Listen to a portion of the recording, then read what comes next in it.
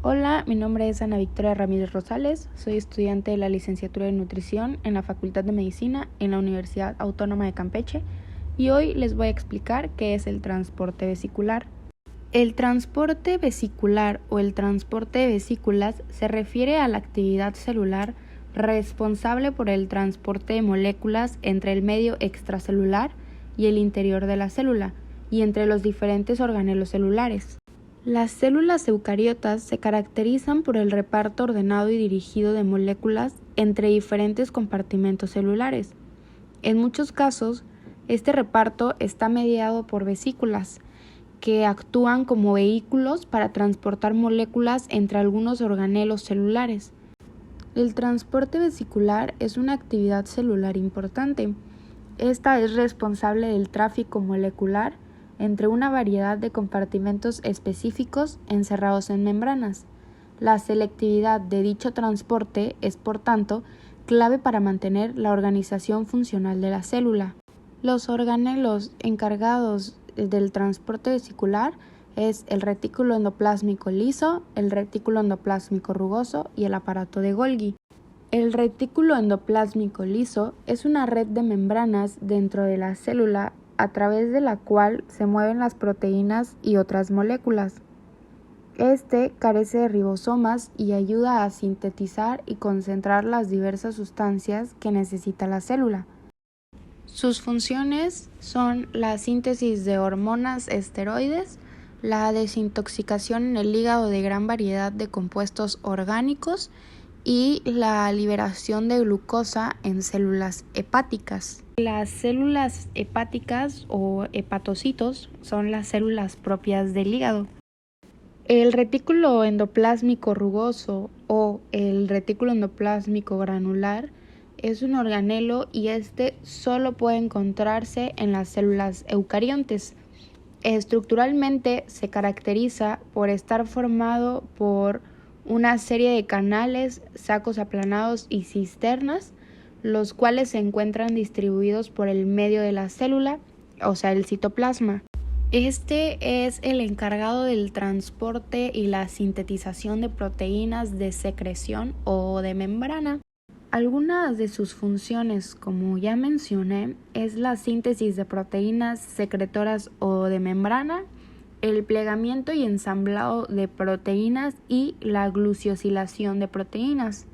El aparato de Golgi es un organelo presente en todas las células eucariotas que forman parte del sistema de endomembranas. Este modifica las proteínas recién sintetizadas en el retículo endoplásmico rugoso conforme atraviesan la pila de Golgi. Clasifican las proteínas y envía a su destino final en la célula, y de estos existen dos modelos que proponen diferentes postulados para el movimiento de materiales dentro del aparato de Golgi, que es el modelo de maduración y el modelo de las vesículas de transporte. Algunas de sus funciones, como ya mencioné, pero ahora en breve, es la clasificación de las proteínas y el envío a su destino final dentro y fuera de la célula, y es encargado en la formación de vesículas. Ahora bien, las vesículas son pequeños compartimentos delimitados por una membrana que viajan entre organelos celulares, participando también la membrana celular. Estos sirven para transportar moléculas solubles, o sea, que están disueltas en el medio acuoso de su interior, y moléculas de membrana, que estas viajan formando parte de la propia membrana de la vesícula, como son los lípidos, canales o receptores.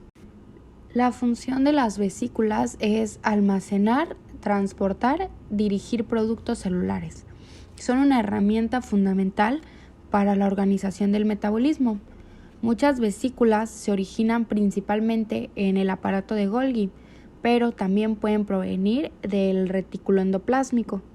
Las vesículas se forman en el compartimento fuente y se cargan con aquellas moléculas que deben ser transportadas. Una vez liberadas estas, en el citosol, las vesículas son dirigidas hacia el organelo o compartimento diana, al cual reconocen y con el que finalmente se fusionan. Las moléculas transportadas formarán parte del organelo diana. Es lo que ocurre con algunas proteínas que viajan en vesículas desde el retículo endoplásmico. Pasan por el aparato de Golgi, donde son empaquetadas en nuevas vesículas hacia otros compartimentos como la membrana celular o los endosomas.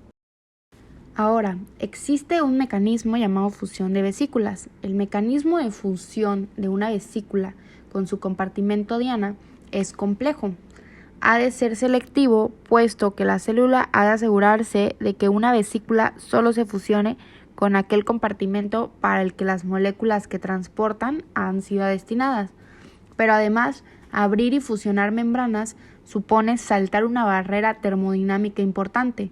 Esto se hace en pasos. El primer paso es un reconocimiento inicial, en inglés se conoce como tethering.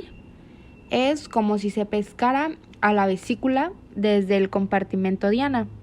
Esta caña está formada por unos complejos proteicos asociados a las membranas del compartimento diana. Hay distintos tipos como Koch, Corbett, DSI1, exocisto, etc. Estos se distribuyen de forma selectiva en distintos compartimentos.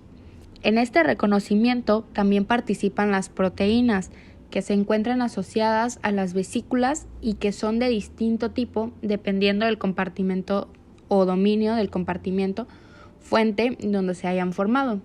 Este reconocimiento inicial es esencial para la especialidad de la fusión entre la vesícula y el compartimento fuente. Posteriormente sigue la fusión de las membranas de la vesícula y del compartimento fuente. Para ello han de participar las proteínas transmembrana SNARE. Hay dos tipos, B-SNARE y T-SNARE. Las B-SNARE se incorporan en la vesícula durante su formación en el compartimento fuente y las T-SNARE se encuentran en las membranas del compartimento diana. La interacción entre B-SNARE y T-SNARE provocan un acercamiento de las membranas de la vesícula y del compartimento diana, liberando además la energía necesaria para la fusión de ambas membranas. Sin embargo, otras proteínas parecen cooperar con las proteínas SNARE para provocar la fusión de ambas membranas, que es un proceso termodinámicamente desfavorecido. Antes se pensaba que las proteínas SNARE eran necesarias para el reconocimiento entre vesícula y compartimento, pero reconocimiento inicial y fusión de membranas son procesos independientes. Hay que tener en cuenta que la fusión entre membranas celulares no siempre involucra a una vesícula y a un compartimento diana.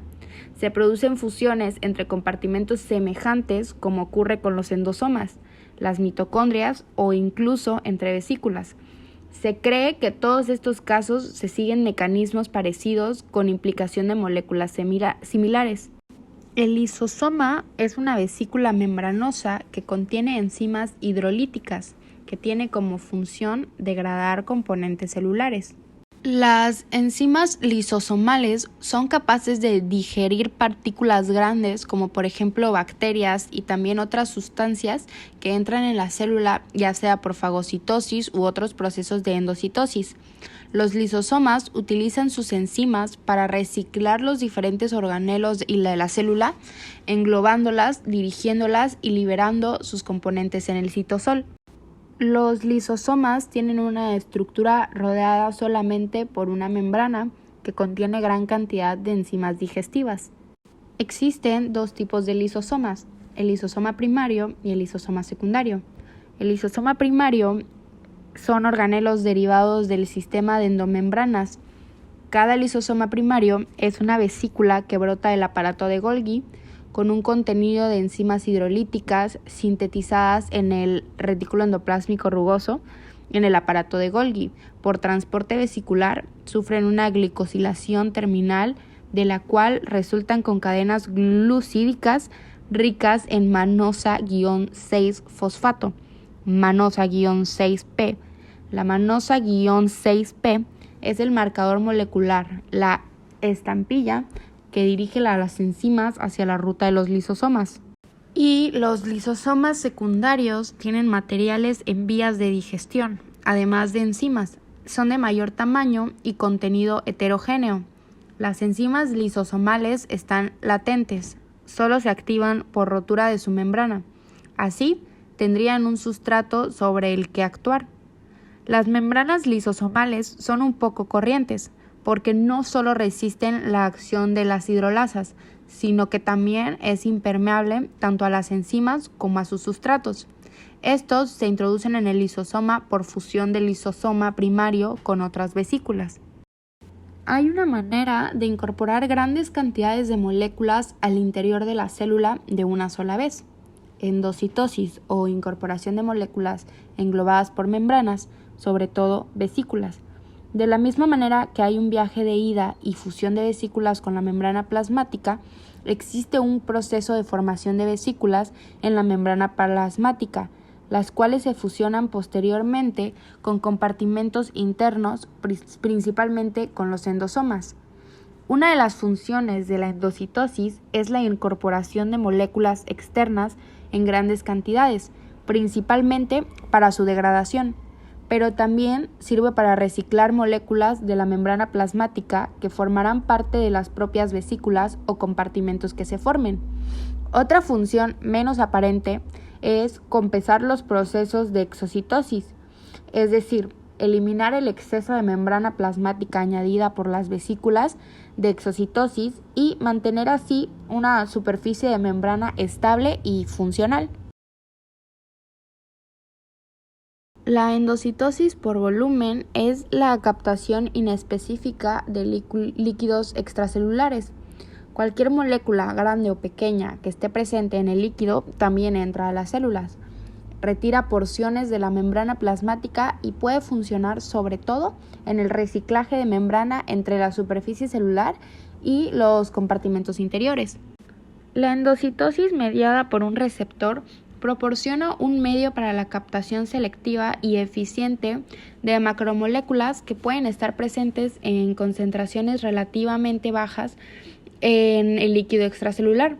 Las células tienen receptores para la captación de muchos tipos de diferentes de ligados, incluidas hormonas, factores de crecimiento y enzimas, y proteínas sanguíneas que transportan ciertos nutrientes. La endocitosis se puede clasificar en fagocitosis, que es la captación de partículas materiales por vesículas, como el ejemplo de abajo. La pinocitosis, que es la captación de líquidos, solutos disueltos y macromoléculas suspendidas, como la segunda imagen de abajo. Y la endocitosis, que es mediado por un receptor, como en la tercera imagen de abajo. La fagocitosis se da el transporte hacia afuera o hacia adentro de sustancias sólidas o partículas de gran tamaño. En la entrada, el contacto entre la membrana y la partícula induce la formación de prolongaciones celulares que envuelven la partícula. Luego se fusionan lisosomas y vacían sus enzimas al interior. En muchos organismos superiores, la fagocitosis es tanto un medio de defensa ante microorganismos invasores como de eliminación e incluso el reciclaje de tejidos muertos.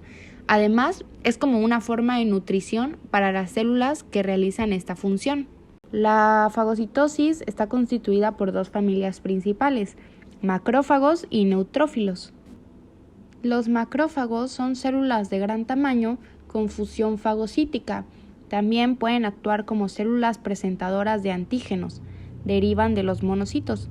Y los neutrófilos son los leucocitos más abundantes, son mayormente más del 70%. Se clasifican como granulocitos debido a sus gránulos citoplásmicos, lisosimas y toferrina.